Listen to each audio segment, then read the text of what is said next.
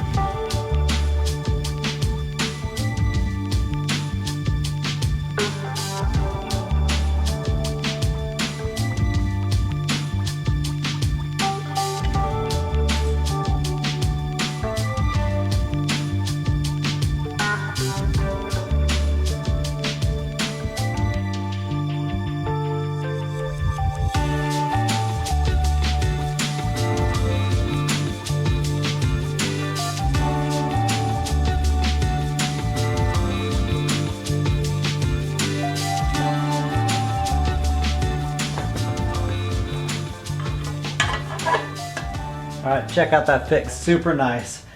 Tell you guys what, man, Swag is not paying me to say this at all. I really wish I would have bought one of those Swag off-road finger brakes a long time ago. For building the fenders and all the bodywork on this thing, it would have saved me so much time. It's so nice to be able to bend aluminum without cracking it. Super nice radius. It just makes it so much quicker to do this kind of work.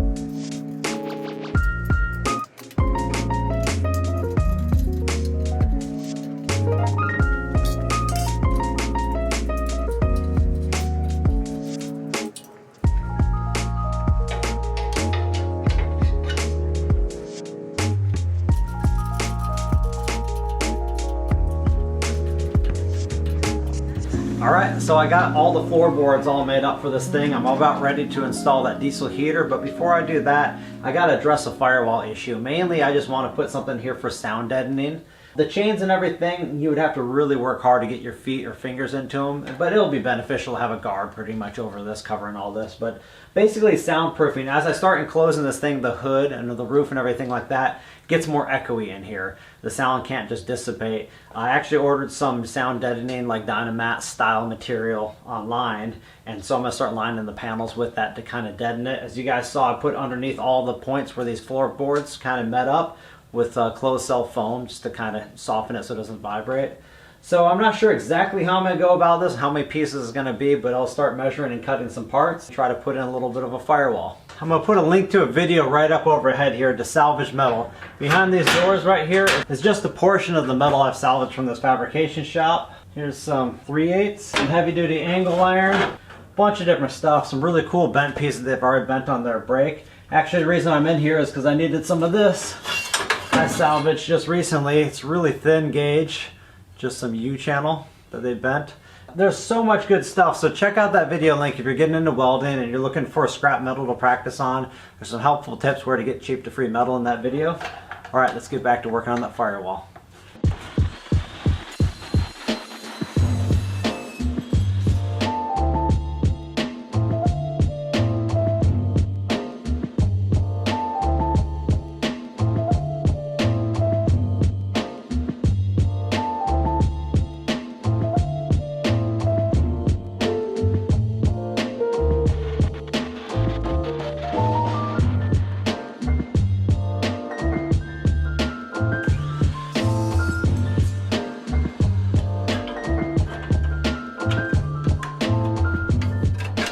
So I'm going to weld that U-shaped metal on the backside of this flat bar, mainly give it a little more rigidity across here so it's not vibrating as much. I think the upper part of the firewall will be a little more straightforward to cut. The bottom side is going to be a little more technical because I have to actually notch it in and around the pedals a little bit. We'll see if we can come up with a simple plan. Alright, I'm getting my welder out here, and I want to give a little shout out to a YouTube channel, the guys that build, break, and repeat. They got a really cool sticker here they sent up to me, and they got a really good channel. I'll put a little link below in the description. They build mini bikes and go-karts and things like that. It seems like a good crew of dudes.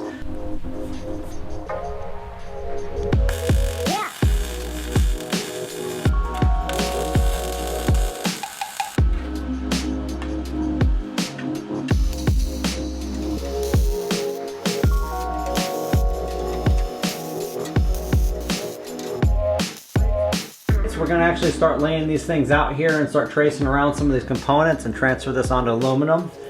And just so happens, I would like to thank my sponsors on this entire build. I really get hungry sometimes and eat these in my shop. No, I'm just kidding, guys. It's just some cardboard I found laying around. It's just a joke. Let's get going here.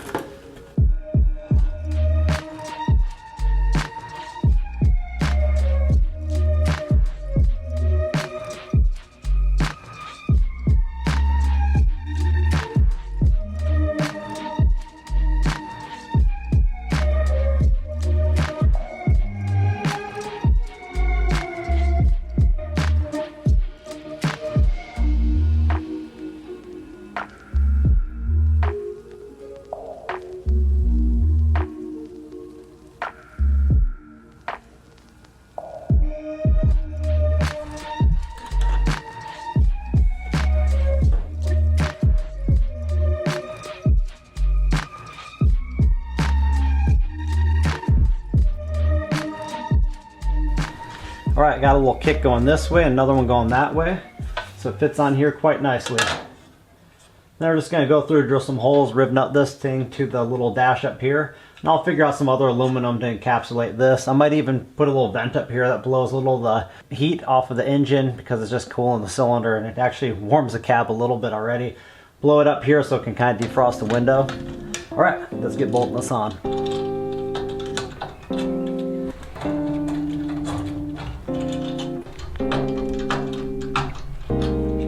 Alright, this little side panel doesn't seem like it would have taken very long, but I've probably been working on it for about an hour, kind of fine tuning it and bending it. I got TIG welded, just the spot weld here. We're going to take it off, take it over the bench there, and finish up the welds.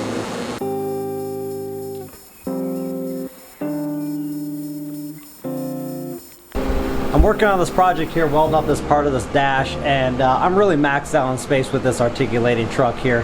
Here's my bench. Here's the bumper of the machine, and here's the part I'm working on. It's like I get this thing finished up and out of here before fall.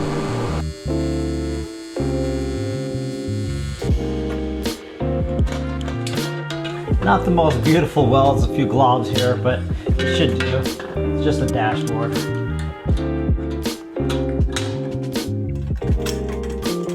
Alright, 1/4 of the firewall done, 2/3 to go still.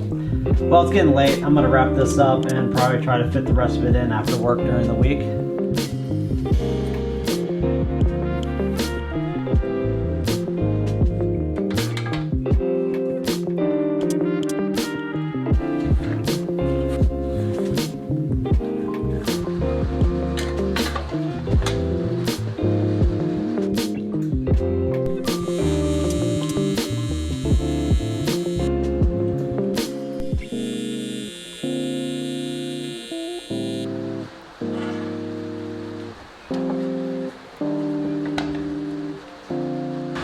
That turned out pretty good.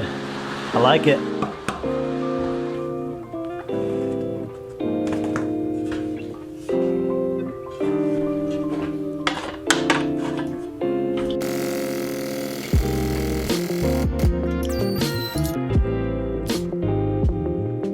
Well, I need a little break from that firewall, so we're going to get to something different here. Here's that little 2 kilowatt diesel heater I was talking about earlier in the video. This thing's perfect size for this. They make them in 2, 5, and 8 kilowatts. So we're going to mount this thing right under here. Let's get started on that.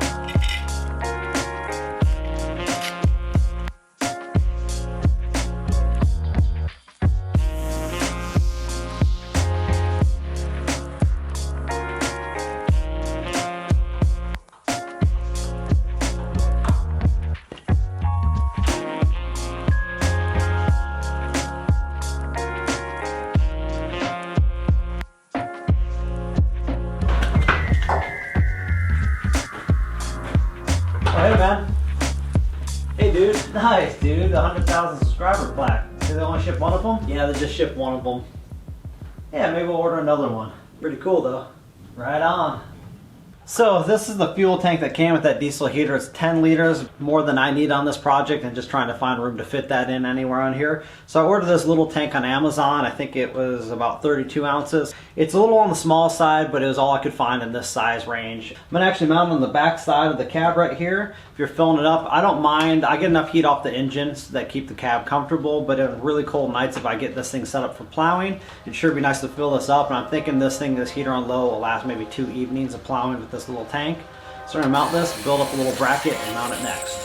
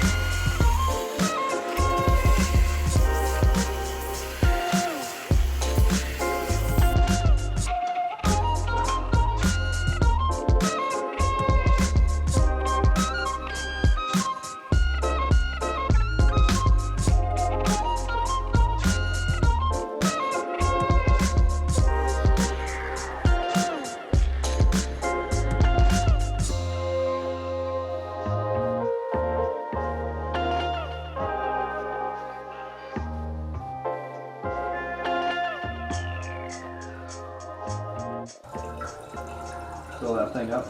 But yeah, I'm working on some painting right now on this machine. Before I get carried away with finishing up the cab, I want to get all the interior all finished, because it's going to be harder and harder working the interior with the cab all enclosed. So I'll show you guys what I've been doing with the painting here.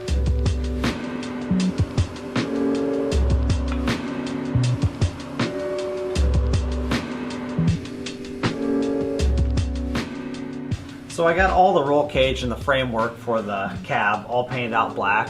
And I also painted out the center of the transmission black as well. Most tractors have the transmission exposed. It just looks a little more finished off now.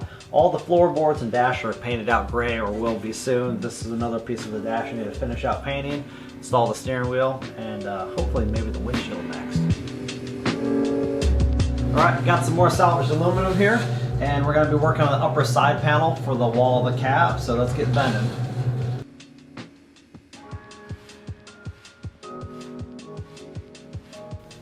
Pretty stoked I got a new tool here to try out. It's a brushless 20-volt Hercules angle grinder. I've tried the Bowers in the past. I haven't been as happy with those. They don't seem to have as much torque. I have one at my work. But this thing seems to be pretty powerful.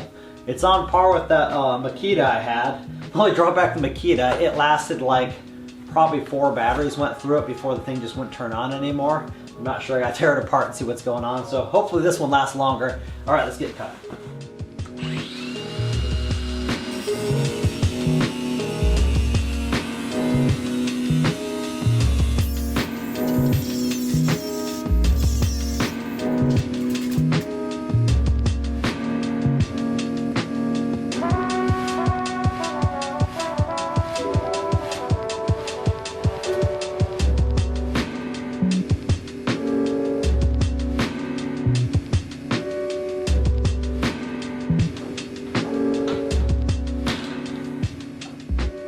When I get ready to weld this panel to the other panel here, I'm actually using these little panel clamps. I don't use them very often, but I've been using them more and more when I was working on the bodywork of this thing.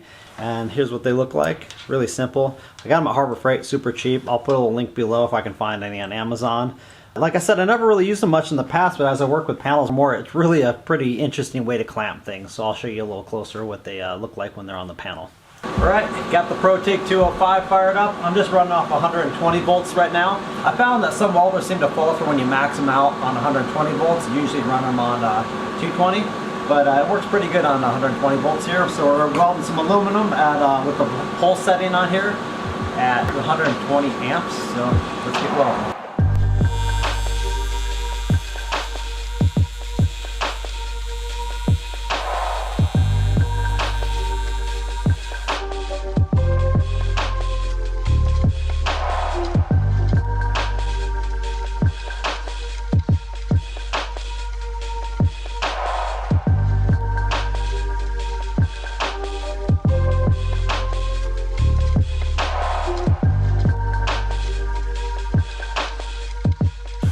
one thing I want to add, I forgot about this. I haven't used these clamps in months. And one thing to note, only weld on one side of them. Leave yourself a little room so you can tap the clamp out. Because when the welds are on both sides like this and they shrink as they cool, they become extremely tight in here. So this is basically, you sometimes ruin a clamp this way, but you get like an 8-pack for cheap. But you can pry them out like that. Comes out, but just kind of make a note of that. They get stuck in here pretty tight. So use a little hammer and a claw, it works pretty well.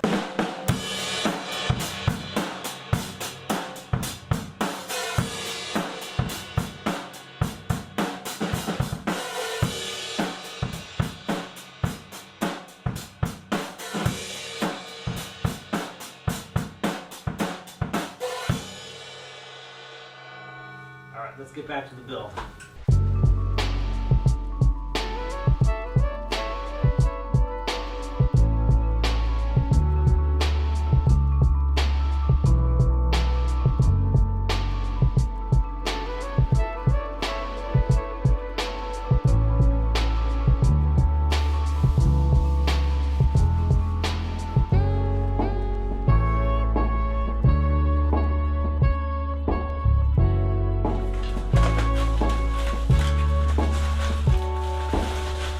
You know what's going to happen as soon as I take this plastic off and put it on here, something's going to fall across and put a big gouge in it. It's usually how things go.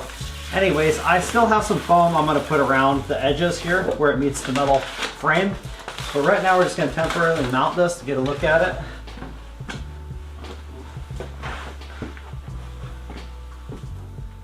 Reason I'm not putting the foam on it right now is because I don't have it here.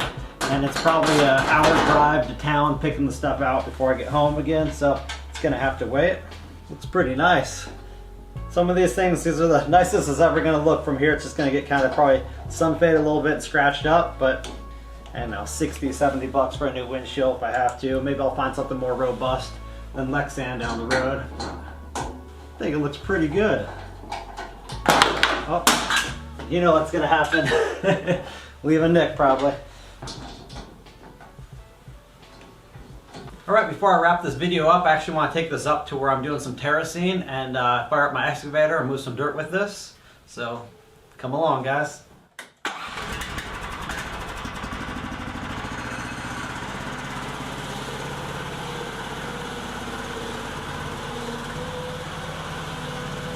Pretty excited. I've always wanted one of these machines. It's nice to finally have one.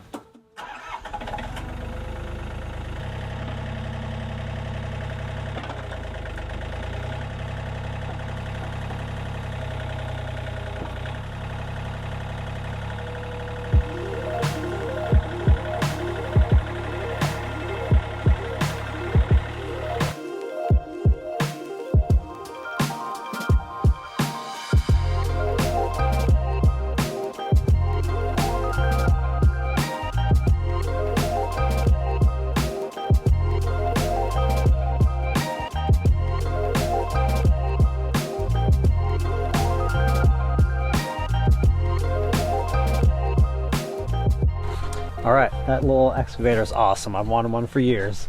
Pretty good load of dirt right here. It's kind of wet, mucky stuff. I probably have only a few more weeks of doing some excavation before it just gets too mucky to work up here. Take a look at this interior. It's all nicely painted out black and gray. Never got around doing that final panel. I'll get to it sometime, but just take a nice gander at it because it will never look this good again. Just the way the muck is around here, it's gonna be muddy, but that's all right. All right, let's go dump this, and I want to talk with you guys and wrap up the video here.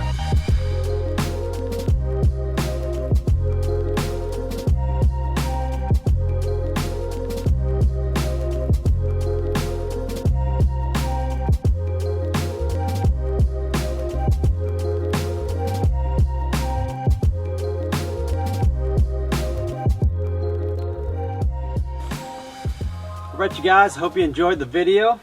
I was hoping to get to more interior and exterior on this thing, like get closer to doing the door, but pretty close. Another window here, another one on the side, and a door. But there was a lot of things I wanted to wrap up and take care of before I add anything more, and that was like finish up some of that dash, do the rest of the floorboards. I got that heater installed, and I ordered this Dynamat style material off of Amazon that is roll-on, it's sound deadening, and I did it over the whole firewall and then the whole engine bay and everything like that, just to quiet it down a little bit, cut down the rattles, and it worked fairly well, so I was pretty happy with that.